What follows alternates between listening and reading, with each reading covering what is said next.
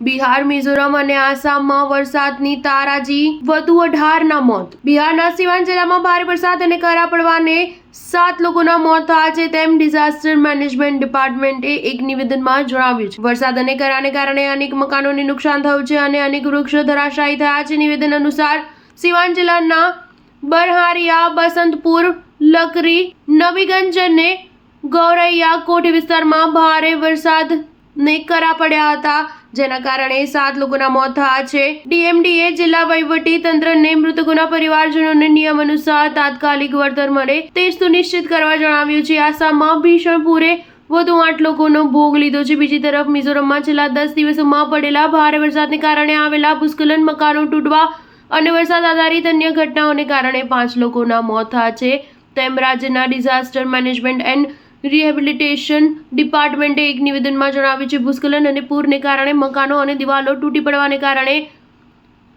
ચંફાઈ જિલ્લામાં 3 તથા ઐઝવાલ તથા શેરચીપ જિલ્લાઓમાં એક વ્યક્તિનું મોત થયું છે. રાજ્યમાં છેલ્લા 10 દિવસમાં પડેલા ભારે વરસાદને કારણે ભૂસ્ખલનની ઘટનાઓ જોવા મળી છે અને 152 મકાનો ધરાશાયી થયા છે. સિક્કિમના ભૂસ્ખલન અસરગ્રસ્ત વિસ્તારોમાં ચાતેનમાંથી 27 પ્રવાસીઓ અને સેનાના જવાનના પરિવાર 7 સભ્યો સહિત 34 લોકોને એરલિફ્ટ કરી બચાવવામાં આવ્યા હતા.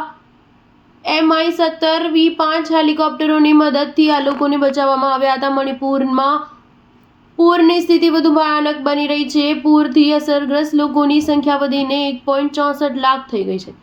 રાજ્યની અનેક નદીઓ ખતરાના નિશાનથી ઉપર વહી રહી છે. પૂરને કારણે 35,143 મકાનોને નુકસાન થયું છે. 82.79 હેક્ટર ખેતીના પાકને નુકસાન થયું છે.